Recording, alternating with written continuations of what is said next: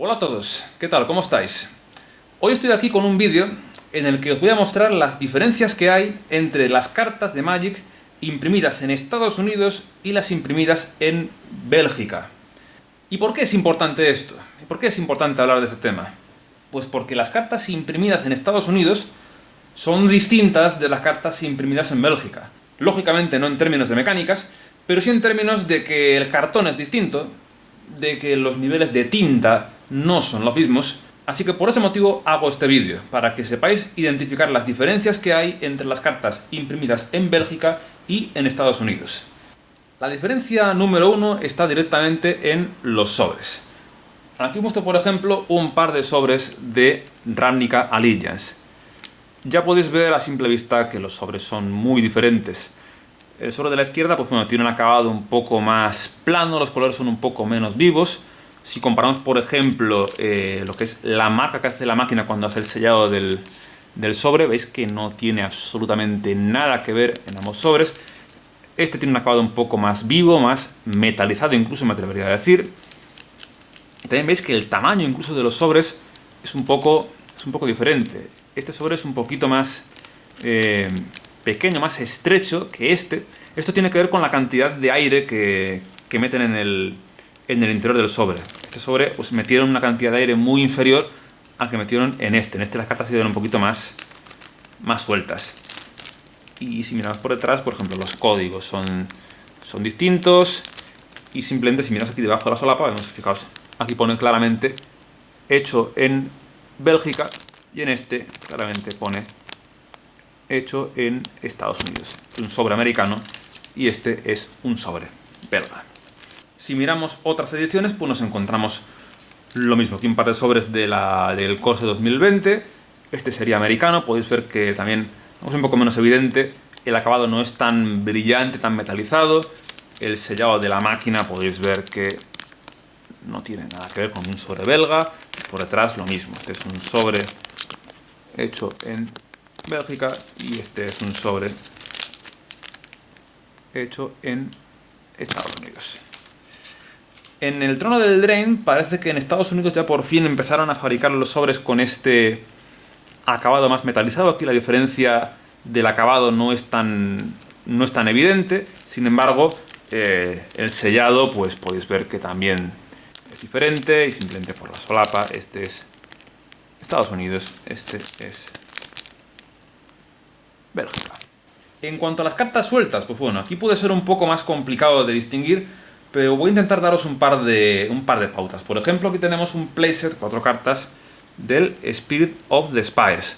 Aquí tenemos 2 cartas belgas y 2 cartas americanas. Las 2 cartas belgas son las 2 que tenemos aquí a la izquierda y las americanas son las que tenemos a la derecha. ¿Cómo las distingo? Bueno, esto a simple vista no es fácil, pero con experiencia lo podéis ver. Fijaos sobre todo en la ilustración, fijaos aquí en el edificio que aparece en la parte izquierda.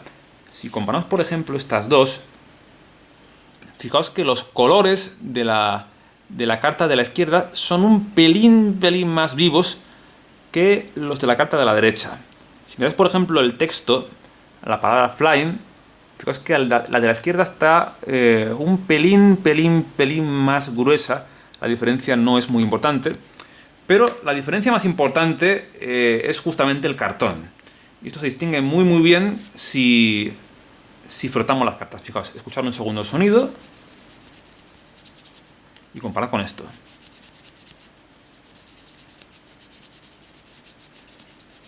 Cambio de mano. El cartón claramente es distinto. Este es el cartón de las cartas americanas, que es para mí de peor calidad que el cartón de las cartas belgas, que para mí tiene bastante más calidad.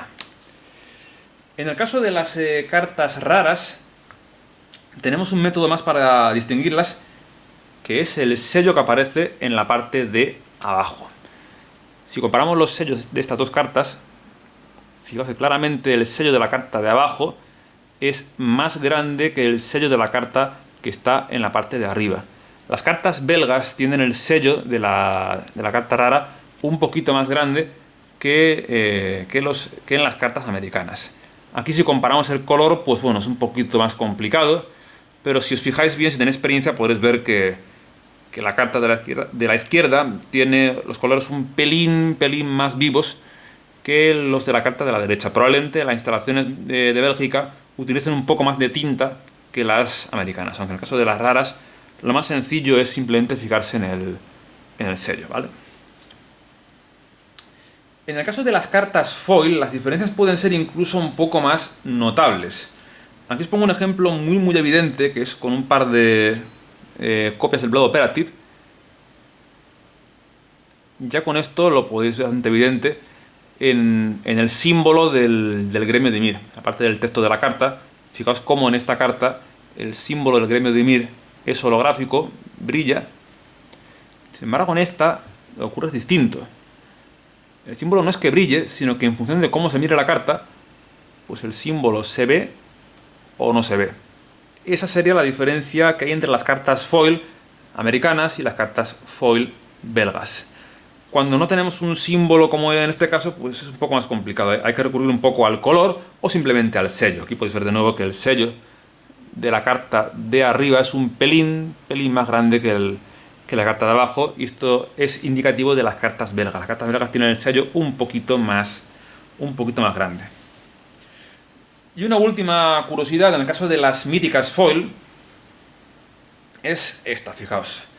Generalmente las míticas foil, el símbolo de la expansión también es holográfico. Fijaos cómo, según cómo lo miremos, pues brilla y cambia un poquito la intensidad del color, digamos, ¿no? Lo podéis ver claramente. Esto es en el caso de una carta americana. En el caso de una carta belga, mítica foil, como esta de aquí, veréis que eso no ocurre. Veréis que el símbolo de la expansión no es foil, no es holográfico. Puede aparentar que sí en la imagen, pero os aseguro que visto en la realidad esto no brilla del mismo modo que en una mítica holográfica americana, ¿no? Esto es un poco menos importante porque las míticas foil no son tan importantes, pero bueno, si las coleccionáis, por ejemplo, puede ser importante. Que no os llame la atención simplemente es que en las instalaciones de Bélgica el símbolo de la expansión en las míticas foil no es holográfico, en las americanas sí que es holográfico. Y una última prueba de que las cartas belgas tienen mayor calidad que las cartas americanas se puede ver si cogemos un taco de cartas belgas, como por ejemplo tenemos de la caja de Coria. Fijaos cómo se manejan las cartas, fijaos cómo deslizan unas sobre otras muy fácilmente y en verdad da gusto manejarlas. Fijaos qué cómodo es.